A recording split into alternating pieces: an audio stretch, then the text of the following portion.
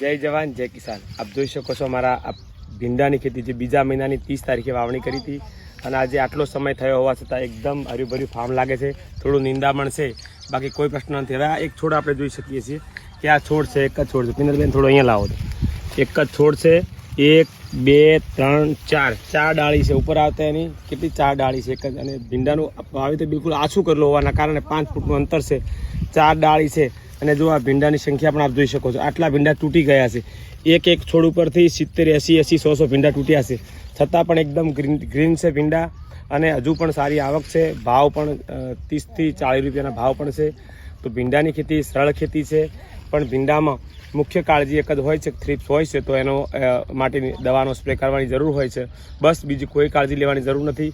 હવે તો ભીંડા વીણવા માટે મોજાની વ્યવસ્થા પણ આવી છે, તો કોઈ તકલીફ નથી। અને ભીંડા એ ચોમાસાની બેસ્ટ શાકભાજી કહી શકાય।